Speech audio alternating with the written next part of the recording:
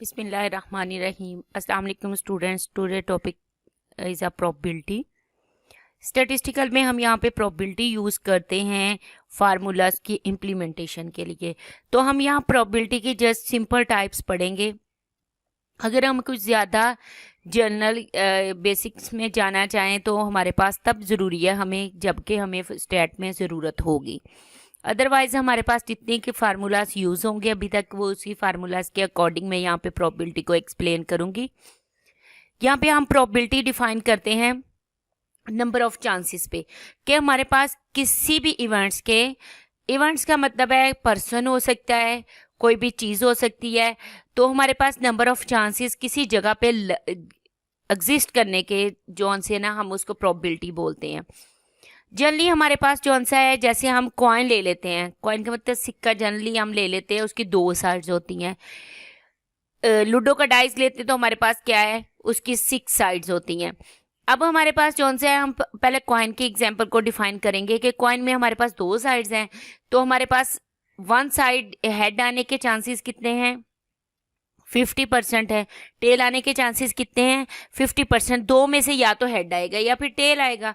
ठीक है, इसी तरह हम प्रोबेबिलिटी को जनरली डिफाइन करते हैं। तो इसके क्या मतलब है कि number of favourable chances divided by total number of chances हमारे पास जौन से होते हैं वो हमारे पास होता है, प्रोबेबिलिटी होती है जनरली जो डिफाइन कर रहे हैं हम।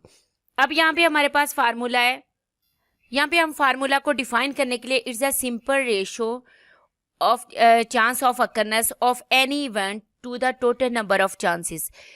किसी भी ये रेशो है simply favourable chances divided by total number of chances. जैसे हमारे पास जनरली हम एग्जांपल लेते हैं यहाँ कॉइन की, कॉइन से ये बहुत सारी आपको एग्जांपल मिल जाएंगी। यहाँ पे कॉइन की एग्जांपल लेते हैं। जब भी कॉइन को हम थ्रो करते हैं तो उसमें दो चांसेस हैं, या तो हेड आ सकता है या फिर टेल आ सकता है। इसलिए हमारे पास टोटल नंबर ऑफ इवेंट्स कितने हैं, 2 हैं। ठीक है, उसमें से हेड आने के कितने चांसेस हैं, 1/2 है। टेल आने के कितने चांसेस हैं, 1/2 है। यानी कि 2 में से 1 चांस किसके लिए है, 1 चांस हमारे पास हेड के लिए है, 1 चांस ही टेल के लिए। इसलिए हम 1/2 यानी कि 50-50% होता है। और total value of the probability, total value हमेशा प्रोबेबिलिटी की समीशन किसके इक्वल होता है, जितनी भी हम प्रोबेबिलिटी निकालें। जैसे डाइस के लिए हम 6 की बात करते हैं तो आपके पास जौन सा है, अगर डाइस में हम कहें 1 आने के चांसेस कितने हैं तो 6 में से कितने हो जाएंगे, 1/6 आ जाएगा। 2 आने के कितने चांसेस हैं, 1/6 है। यानी कि एक ही चांस है 2 आने का। डाइस को जब भी फेंकेंगे 6 में से एक दफ़ा 2 आ सकता है, एक दफ़ा 3 आ सकता है, इस तरह हमारे पास आएगा।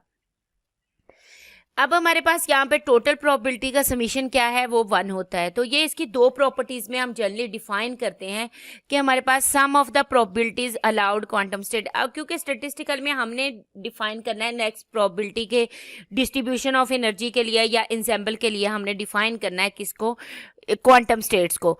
तो क्वांटम स्टेट हमारे पास, या फिर हम ये कहते हैं कि एक्सेसिबल स्टेट्स जो सी होती हैं किसी भी पार्टिकल के लिए, वो उसकी क्वांटम स्टेट्स हैं। तो sum of the probabilities for allowed quantum state is always क्या होगी, 1 होगी। The probability of an event I is equal और ग्रेटर देन टू 0। ये हमारे पास इक्वल और ग्रेटर देन हमेशा क्या होगा, इक्वल होगा या फिर ग्रेटर देन 0 होगा। किसके लिए, हमारे पास आई इवेंट इक्वल चांसेस के लिए। ठीक है, तो हमारे पास जो आंसर है प्रोबेबिलिटी के दो ही चांस है, या तो ग्रेटर देन 0 है या फिर 0 लेस देन 0 कभी नहीं आती प्रोबेबिलिटी। तो हमारे पास लेस देन 1 कभी भी नहीं आए, लेस देन 0 कभी भी नहीं आएगी, यानी कि नेगेटिव नहीं हो सकती प्रोबेबिलिटी। इसका मतलब ये दो प्रॉपर्टीज हम इसमें डिफाइन करते हैं।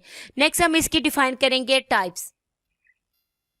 अब टाइप्स में हम क्लासिफिकेशन ऑफ प्रोबेबिलिटी में हम डिफाइन करते हैं जो हमने जनरली पीछे डिफाइन की है कि if there is no apparent reason for one event to occur more frequently than other, कि जनरली हमारे पास जो सी अपेरेंट रीजन ना हो, हम ये कहते हैं ये हेड आ सकता है या फिर टेल आ सकता है कॉइन में से। तो हमारे पास जो सा है, हम क्या करते हैं, number of favourable event divided by total number of events हो गए, वो हमारे पास कहलाती है प्रायोरी प्रोबेबिलिटी। दूसरी हमारे पास टॉपिक है कि अगर हमारे पास फार्मूला की रिस्पेक्ट से अगर हम उसको डिफाइन करेंगे, पी आई हमारे पास लिमिट्स एन इन्फिनिटी है और हमारे पास एन नॉट एन तक है, तो हमारे पास ये क्या है, पोस्टेरियरी प्रोबेबिलिटी है। इसी तरह हम कंडीशन प्रोबेबिलिटी डिफाइन करते हैं जिसमें हम कंडीशन रख देते हैं जनरली कि हमारे पास कंडीशन जो सी फिक्स है कंडीशन प्रोबेबिलिटी में कि it measure the effect if any, कि या तो ए आ सकता है या फिर बी आ सकता है, तो या फिर हमारे पास हेड आ सकता है या फिर टेल आ सकता है। तो उस इवेंट्स के लिए हम जो सा है यूज करते हैं वो इस तरह का फार्मूला है हमारे पास, पी ए ऑफ पी। अगर हम कहें कि इवेंट ए आना चाहिए हमारे पास, तो हम क्या करेंगे कि हमारे पास जो सा है ए बाय बी में से हमारे पास P A B divided by P probability of B आ जाएगा, ठीक है। अब इसमें हम जनरली डिफाइन कर लेते हैं कंडीशन, जिसमें आपको समझना शायद इजी हो जाएगा इसमें, कि अगर हमारे पास हम ये कहते हैं कि we have a condition A can not occur when B occurred, जब ए अकर्ड होगा तो बी नहीं आना चाहिए, जब बी होगा तो ए नहीं आना चाहिए। उसके लिए उस कंडीशन के लिए हम प्रोबेबिलिटी जो सा है ए बाय 2 ए डैश स्लैश बी लिखते हैं। इसका मतलब ये कंडीशनल प्रोबेबिलिटी को एक्सप्लेन करती है। अब हम कहेंगे कि जब ए आना चाहिए तो बी नहीं आना चाहिए, ये हमारी कंडीशन है। तो जब ए अक्कड़ होगा तो इसका क्या मतलब है, ए बाय बी में से प्रोबेबिलिटी किसकी हम कैलकुलेट कर रहे हैं, ए की। जब हमारे पास प्रोबेबिलिटी बी बाय ए लेंगे, इसका क्या मतलब हम किसकी प्रोबेबिलिटी कैलकुलेट कर रहे हैं, बी की। ए और बी में से बी की प्रोबेबिलिटी हम कैलकुलेट कर रहे हैं, ठीक है। इफ अगर हमारे पास यहाँ पे प्रोबेबिलिटीज हैं ए और बी में से दोनों, तो उसमें से हम क्या करते हैं, P of A probability of A into probability of B होता है। ये एक्चुअल में उसकी प्रॉपर्टीज में भी आ जाता है कि हमारे पास जब भी प्रोबेबिलिटी दो की हम मल्टीप्लाई करके कैलकुलेट करेंगे, प्रोबेबिलिटी ऑफ 1 और प्रोबेबिलिटी ऑफ 2 हो जाएगा। ये हमारे पास जनरल प्रोबेबिलिटीज की टाइप है जो हमने यूज करनी है नेक्स्ट लेक्चर्स में।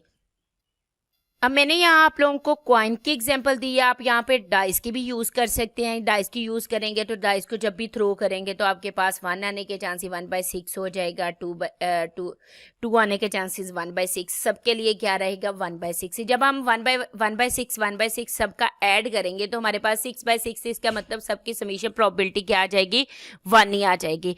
तो इसलिए प्रोबेबिलिटी को सिंपली डिफाइन करने के लिए हम एक यही फार्मूला यूज करते हैं कि हमारे पास total number of favourable chances divided by total number of chances हमारे पास क्या होगी, प्रोबेबिलिटी होगी। और इसी तरह हम इसको एक्सेसिबल स्टेट्स या क्वांटम स्टेट्स के लिए यूज करेंगे। तो ये था हमारा लेक्चर प्रोबेबिलिटी के बारे में। सिंपल सा लेक्चर है, बिल्कुल आप लोगों को बहुत इजीली समझ आ सकती है। Thank you so much student. For next lecture please watch my channel and subscribe my channel. Thank you.